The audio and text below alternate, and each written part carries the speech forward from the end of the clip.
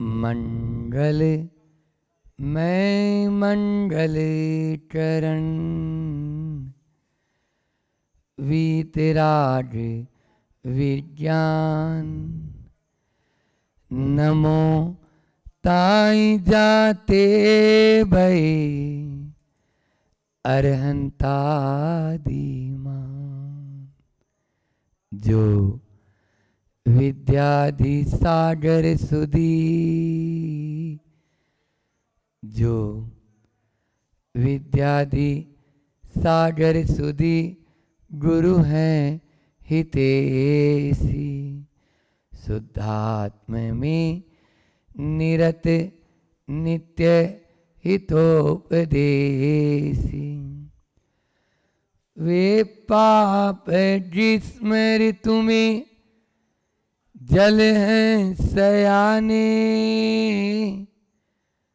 पूजूं उन्हें सतत केवल ज्ञान पाने बंधु उन्हें सतत केवल ज्ञान पाने। बोलिए एलोरा के चिंतामणि पार्श्वनाथ भगवान की, परम उपकारी संत शिरोमणि आचार्य गुरुवर विद्यासागर जी महामुनि राज की, पूज्य मुनि श्री 108 दुर्लभ सागर जी महाराज की।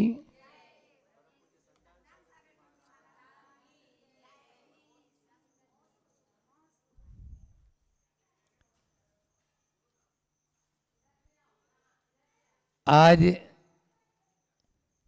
चातुर्मास में स्थापना हो गई कलशों की आप लोगों के। गुरु पूर्णिमा भी उत्साह और उमंग से मनाई। वीर शासन जयंती का कहना ही क्या, आप लोगों ने अनेकों संकल्प के साथ भगवान महावीर के उस शासन को स्वीकार किया। और गुरुवार का दिन हमने सोचा चातुर्मास में कुछ तो देना है। पहले से ही भावना थी कि बिना अध्यात्म के कुछ भी नहीं। जब तक अपनी आत्मा के हम समीप नहीं आएंगे तब तक केवल सारी बातें कोरी बातें रह जाएगी, कुछ भी नहीं कर पाएंगे। इसी भावनाओं को देखकर इस बार के इस चातुर्मास में समाधि तंत्र पर एक प्रवचन श्रृंखला रहेगी। 105 कारिकाएं हैं। वैसे तो 105 दिन का ही लगभग चातुर्मास होता है, लेकिन इस बार 1 महीना ज़्यादा है, 30 दिन ज़्यादा है, तो वो मिलेंगे आपको। बीच बीच में और भी बहुत सारे कार्यक्रम होंगे, तो उन प्रासंगिक कार्यक्रमों के अनुसार भी अपन को चलना है। और साथ में यह समाधि तंत्र जो आचार्य पूज्यपाद स्वामी द्वारा विरचित है। समाधि का नाम लेते ही आदमी डर जाता है, अरे ये कौन सी, अभी हमारी समाधि का टाइम थोड़ी है। या समाधि का परिभाषा पूछें तो आप क्या बोलेंगे? वो अंत में जो महाराज जी बूढ़े हो जाते हैं, सब छुड़वा दिया जाता है और संलेखना करा दी जाती है, उसको समाधि। यहाँ पर उस समाधि की बात नहीं की। आचार्य पूज्यपाद स्वामी ने कहा चित्त की निर्मलता, मन की पवित्रता और निश्चिंतता और विशुद्धता, यह है समाधि। इसको बोलते हैं समाधि। प्रतिदिन आप दिन में कितनी बार बोलते हो, है ना? दुख कहो, कम्मत कहो, बोहिलाओ, सुजई गमनम, समाहि मरणम, बोलते कि नहीं बोलते? फिर इसके अलावा बोधि समाधि परिणाम शुद्धि, यहाँ पर भी आप बोलते हैं। तो अपने परिणामों को संत कहते हैं जिसको, इसका मॉनिटर थोड़ा सा ठीक कर देना, या तो इस स्पीकर भी इधर कर दे मेरी तरफ, स्पीकर ऐसा घुमा दे तो ठीक हो जाएगा अपना भी। हाँ, संत कहते हैं कि जिसको जीना नहीं आया उसको मरना भी नहीं आया। जिसको जीना ही नहीं आया उसको मरना क्या आएगा। इसलिए पहले आर्ट ऑफ, हमने मंडी बामोरा में एक प्रवचन श्रृंखला की थी, आर्ट ऑफ लाइफ। तो इसी प्रकार से यहाँ पर भी आपको इस पूरे के पूरे वर्षा योग में समाधि तंत्र पर अपनी चर्चा अपन करेंगे। ईसा की 6वीं शताब्दी, पहले ग्रंथ के बारे में, फिर ग्रंथकार के बारे में, फिर मंडलाचरण करके आज यह कार्य अपन प्रारंभ करेंगे। ईसा की 6वीं शताब्दी में यह ग्रंथ अध्यात्म का बेजोड़ ग्रंथ यह है, समाधि तंत्र। इसका दूसरा नाम क्या है? समाधि शतक।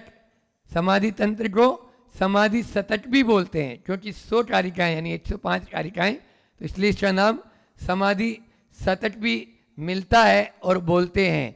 हमें ऐसा लगता है, चिंतन किया तो जैसे आचार्य नेमिचंद सिद्धांत चक्रवर्ती जब सिद्धांत देव जब स्वाध्याय कर रहे थे तो कसाई पाउड का और चामुंड राय, राजा चामुंड राय जिन्होंने बाहुबली की प्रतिमा बनवाई, वो उनके दर्शनार्थ पहुंचे और जैसे ही पहुंचे तो उन्होंने ग्रंथ को बंद कर दिया।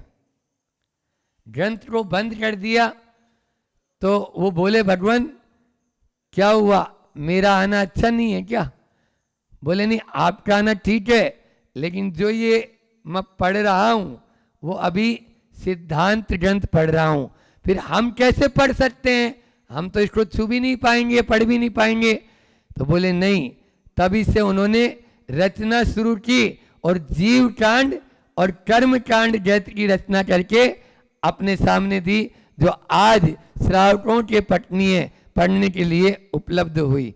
इसी प्रकार से अध्यात्म के ग्रंथ के रूप में समयसार है और प्रवचनसार, अष्टपाउड आदि हैं। तो ये कुंद कुंद आचार्य की बेजोड़ 84 पाउड लिखे हैं उन्होंने। कितने? 84 ऐसे पाउड, समय पाउड, प्रवचन पाउड, अष्टपाउड, तो ऐसे 84 पाउड, जिसमें से कुछ ही पाउड बचे हैं, वो सीधे सीधे श्रावक को न पढ़े तो क्या करें? तो पूज्यपाद स्वामी ने सोचा उनको इसी प्रकार से कन्वर्ट करके अपन दे दें। इसको लघु समयसार भी बोलते हैं। समयसार का लघु रूप अध्यात्म इसमें पूरा। उनकी 2 कृतियां, एक है इष्टोपदेश और एक ये समाधि तंत्र। इष्टोपदेश वैराग्य को दृढ़ करने के लिए है, तो समाधि तंत्र आपके अध्यात्म को उन्नत करने के लिए है। समझ में आया? और इसके अलावा उनकी एक कृति है आपके सर्वार्थ सिद्धि, कहा गया है प्रमाण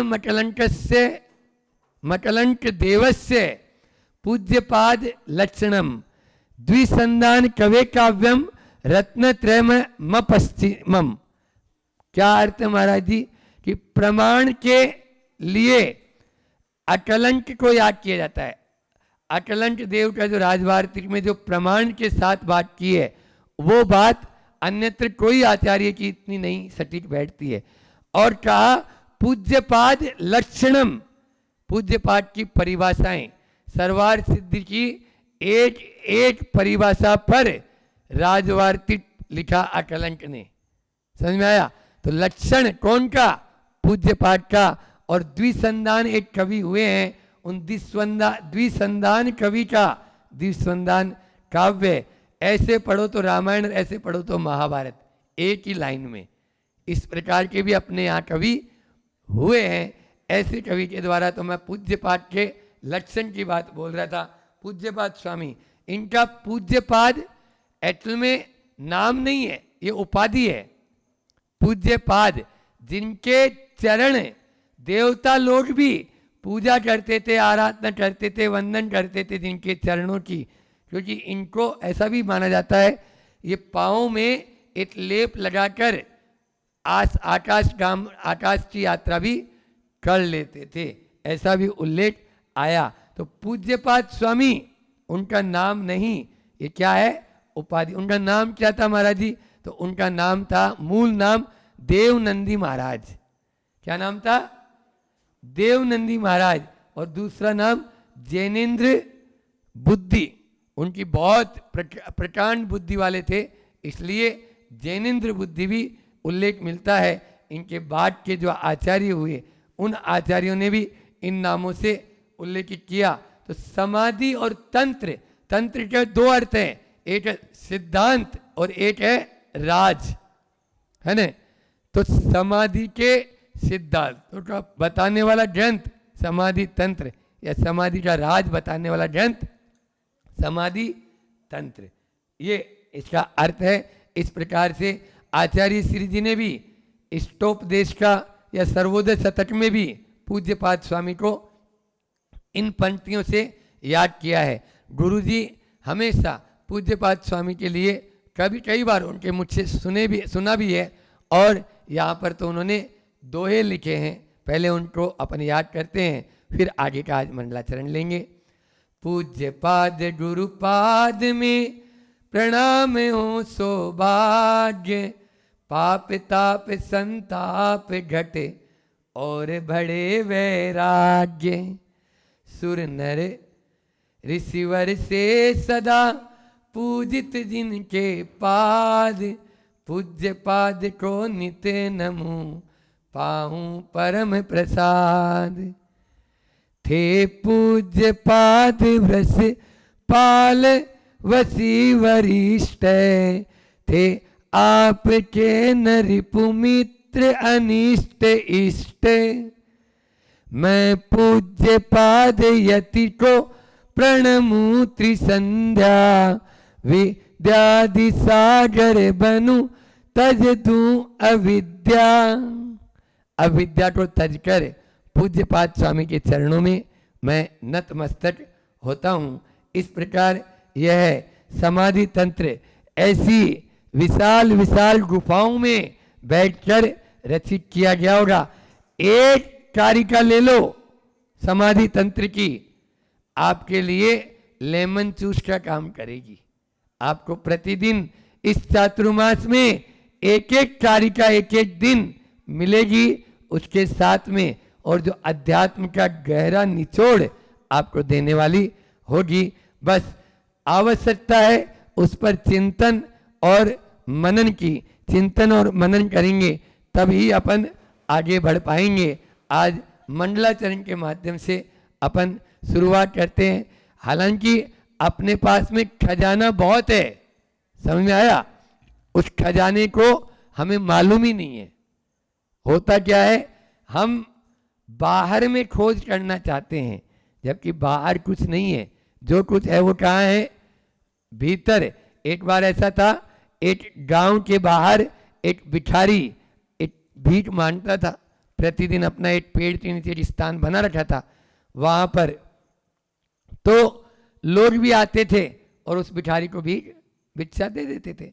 वह अपना गुजार बसर करता था।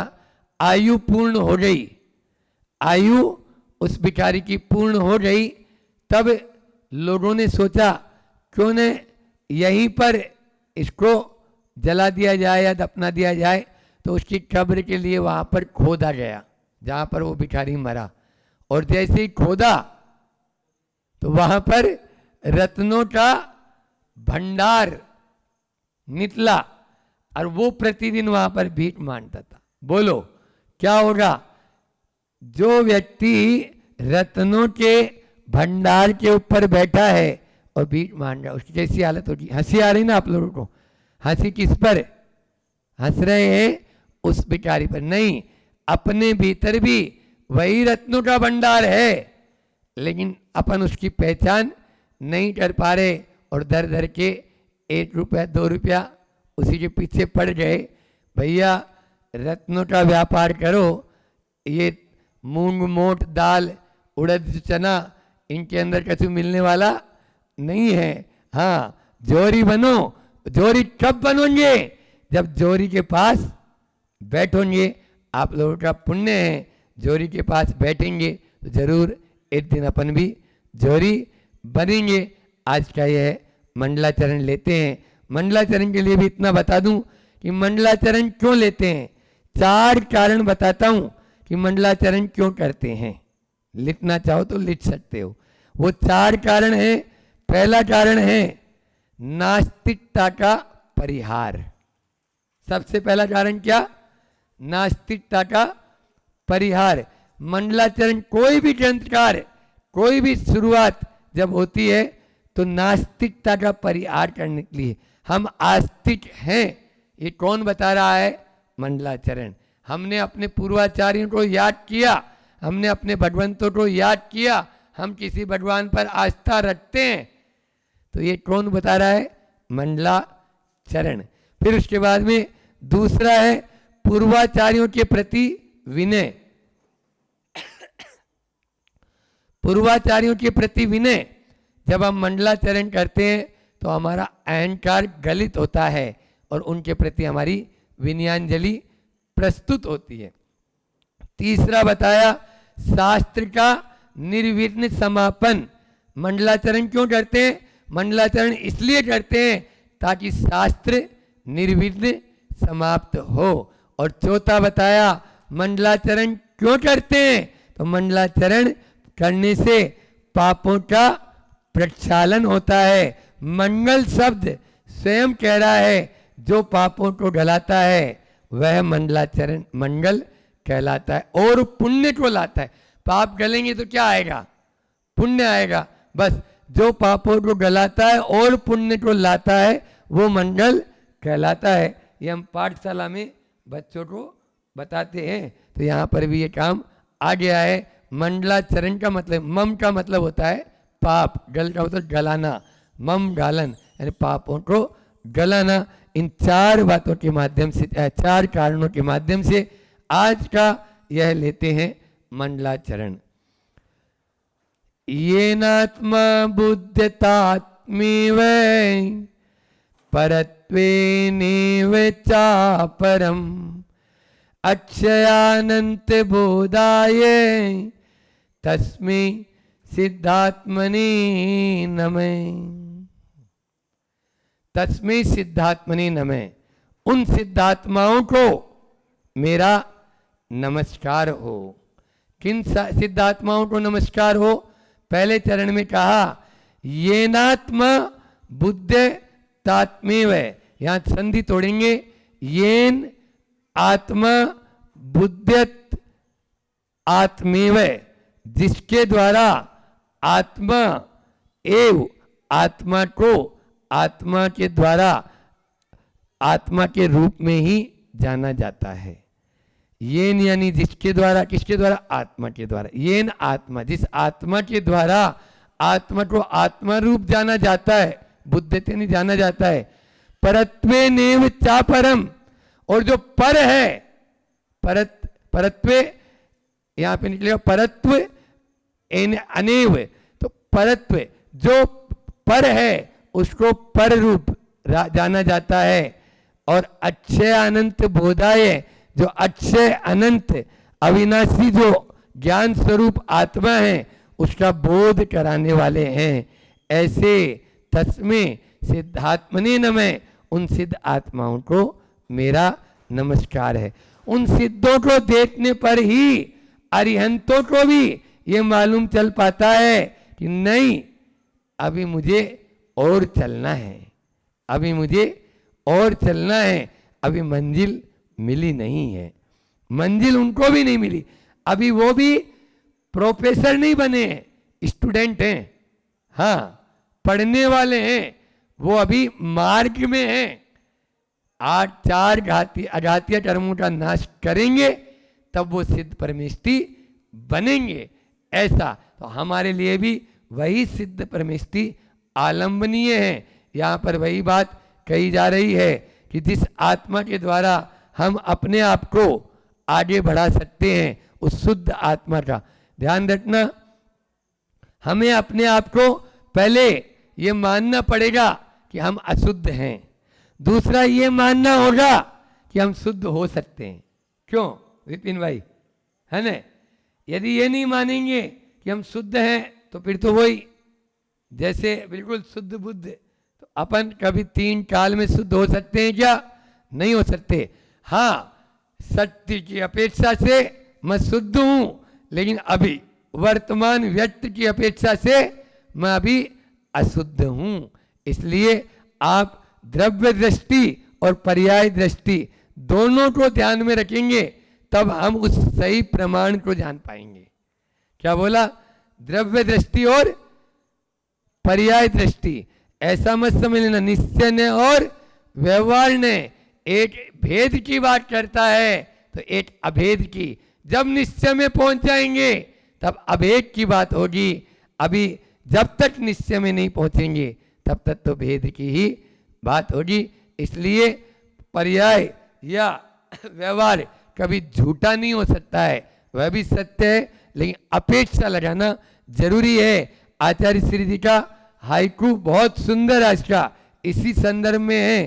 सुई निश्चय, सुई निश्चय कैंची व्यवहार है, कैंची व्यवहार है, दर्जी प्रमाण, दर्जी प्रमाण।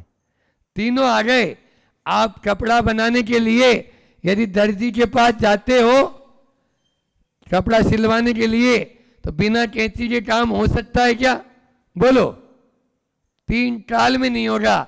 लेकिन अकेले कैंची से काट तो दिया और सुई नहीं है तो भी उस दर्जी को क्या बोलेंगे आप लोग? वो दर्जी अभी पूरा नहीं है, वो अधूरा है। इसलिए प्रमाण जहाँ पर पूरी बात होती है उसे प्रमाण कहते हैं। यहाँ पर भी प्रमाण की बात कहें तो प्रमाण में दोनों आ जाते हैं। सकल आदेश प्रमाण है और एक आदेश की नए, तो एक की बात नहीं, यहाँ सब की बात है। यहाँ पर भी आचार्य भगवंत यही कह रहे हैं, उस अक्षय अनंत बोधाय, अक्षय और अनंत बोध वाली मैं आपसे पूछूं कि आप कैसे हैं, आपका स्वरूप क्या है? बोलो, रविंद्र जी से पूछता हूं। हाँ, बहुत बढ़िया, अच्छा जवाब दिया है, क्योंकि इन्होंने दोनों जवाब दे दिए। शरीर की अपेक्षा विनाशी है और आत्मा की अपेक्षा अविनाशी है। बस इस स्वरूप को हमें ध्यान रखना है, तभी हम आगे बढ़ पाएंगे। एक एक कारिका के माध्यम से अपन धीरे धीरे आगे चलेंगे। आज तो शुरुआत है, शुरुआत के माध्यम से ही आगे चला जाता है। धीरे धीरे एक एक कारिका अपन लेंगे। इतना ही रखते हैं, समय भी आप लोगों का पूर्ण हो गया है। बोलिए, इसका पद्यानुवाद भी आचार्य श्री जी ने बहुत सुंदर किया है। पूरे समाधि तंत्र की एक एक कारिका का पद्यानुवाद वो भी ले लेता हूं। जो जानते अपर को अपरात्म रूप है, औ आत्म को सतत वे सब आत्म रूप है। स्वामी अमेय अविनश स्वर बोध धाम है, हो बारे बारे उन सिद्धन को प्रणाम, हो बारे बारे उन सिद्धन को प्रणाम। बोलिए अनंतानंद सिद्ध परमेष्टि भगवान की, आचार्य गुरुवर विद्यासागर महामुनि राज की।